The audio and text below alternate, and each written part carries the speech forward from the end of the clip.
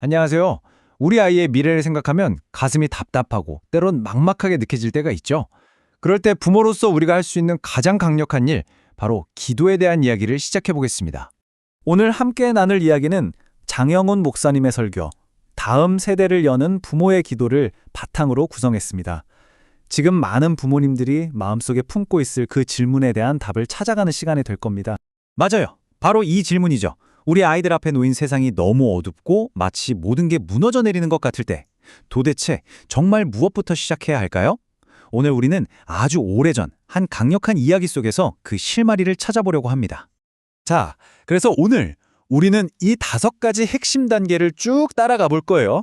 한 평범한 부모의 기도가 어떻게 다음 세대의 미래를 열어젖히는지 그 놀라운 과정을 함께 따라가 보시죠. 모든 이야기의 시작은 성강의 사무엘서입니다. 이 책은요, 영적으로 정말 칠흑같이 어두웠던 사사시대가 끝나고 이스라엘의 새로운 왕정시대가 열리는 그야말로 거대한 역사의 전환점을 그리고 있거든요. 그런데 정말 놀라운 건 말이죠.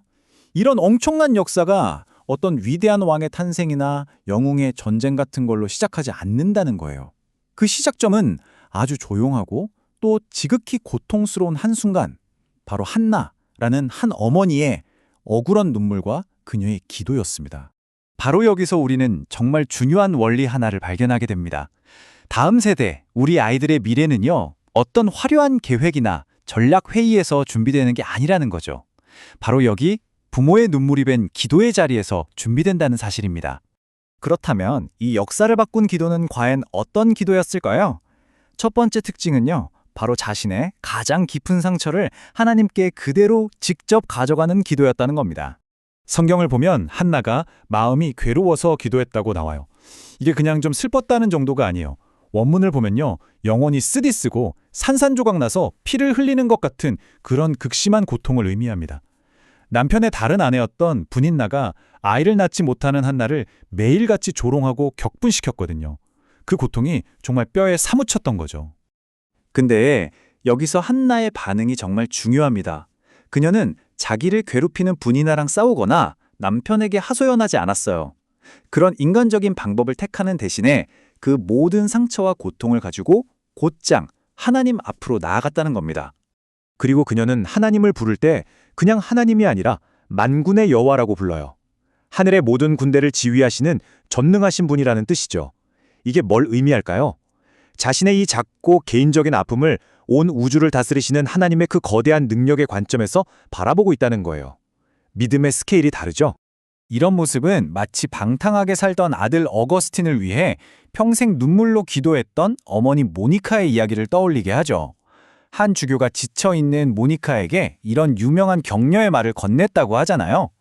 눈물의 기도를 먹고 자란 자식은 결코 망하지 않는다고요. 자, 한나 기도의 두 번째 특징은요, 정말 억울한 오해를 받는 상황 속에서도 전혀 흔들리지 않았다는 겁니다. 그것도 당대의 최고 영적 지도자에게서요. 한번 상상해 보세요. 한나가 너무 괴로워서 소리도 못 내고 입술만 움직이면서 하나님께 마음을 쏟아내고 있는데 당시 대제사장이었던 엘리가 그 모습을 보고는 대뜸 언제까지 술에 취해 있겠느냐? 포도주를 끊어라 하고 호통을 칩니다. 정말 기가 막힌 상황이죠.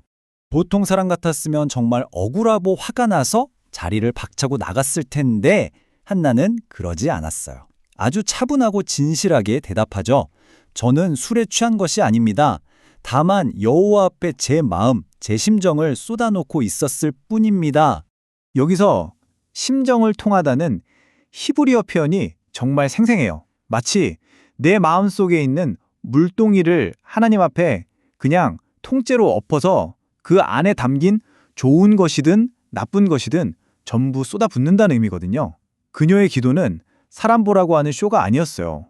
오직 하나님 한 분을 향한 진실한 소통이었기 때문에 사람의 오해와 비난에 무너지지 않을 수 있었던 겁니다. 이렇게 사람의 시선에도 흔들리지 않았던 그녀의 기도는 이제 세 번째, 가장 놀라운 변화로 이어집니다. 바로 모든 것을 하나님께 온전히 맡겨버림으로써 찾아오는 진짜 평안을 누리게 된 거죠. 자, 엘리 제사장이 그녀를 축복해줬다고 해서 갑자기 상황이 바뀐 게 아니었어요. 기도를 마친 한나는 여전히 아이가 없었고 집에 돌아가면 자신을 괴롭히는 분인나가 그대로 있었죠. 외부 현실은 단 하나도 바뀌지 않았습니다. 그런데 성경은 놀라운 기록을 남깁니다. 가서 먹고 얼굴에 다시는 근심빛이 없더라. 이게 바로 진짜 기도의 능력이에요. 상황은 똑같은데 그 상황을 바라보는 내 마음이 바뀐 거죠. 어깨를 짓누르던 슬픔이라는 무거운 짐이 사라지고 그 자리에 상황을 초월하는 하늘의 평안이 가득 채워진 겁니다. 맞습니다. 진정한 기도는요, 상황을 바꾸기 전에 기도하는 그 사람을 먼저 바꿉니다. 한나는 자신의 모든 문제를 하나님께 완전히 맡겨드렸어요. 그리고 하나님이 들으셨다는 믿음 안에서 아직 응답이 오기도 전에 초자연적인 평안을 선물로 받은 겁니다. 자, 그럼 이 모든 과정을 거친 한나의 기도가 마침내 어떤 결과를 낳았을까요? 그 기도가 잉태한 궁극적인 유산은 무엇이었을까요? 이스라엘의 위대한 선지자 사무엘은 그냥 기도 응답으로 툭 태어난 게 아니에요. 그는 어머니의 눈물과 오해 속에서도 포기하지 않았던 끈질긴 인내, 그리고 마침내 모든 것을 맡겨버린 평안, 이 모든 믿음의 여정이 낳은 결정체이자 열매였습니다. 바로 이게 오늘 우리가 붙들어야 할 핵심 메시지입니다. 사무엘은 어머니의 불안 속에서 잉태된 것이 아니라 모든 것을 맡김으로 얻은 평안 속에서 태어났다는 사실. 부모가 하나님을 신뢰함으로 얻는 그 평안이야말로 우리 다음 세대가 건강하고 위대하게 자라날 수 있는 최고의 자궁이자 토약이 되는 겁니다. 아이들은 스폰지 같아서 부모의 불안을 그대로 흡수하죠. 하지만 반대로 부모가 하나님 안에서 누리는 그 평안과 신뢰 또한 놀랍게 흡수합니다. 결국 우리가 우리 아이들에게 줄 수 있는 가장 위대한 선물은요, 완벽하게 세팅된 미래가 아니라 어떠한 상황에서도 하나님을 향해 흔들리지 않는 믿음을 보여주는 부모의 평안한 얼굴입니다. 그래서 이 오래된 이야기는 오늘 우리에게 아주 중요한 질문을 던집니다. 오늘 당신의 기도는 무엇을 잉태하고 있습니까? 혹시 더 깊은 불안과 염려를 잉태하고 있진 않으신가요? 아니면 다음 세대를 여는 하나님의 놀라운 평안을 잉태하고 계신가요? 이 질문을 마음에 품고 돌아가시는 시간이 되기를 바랍니다.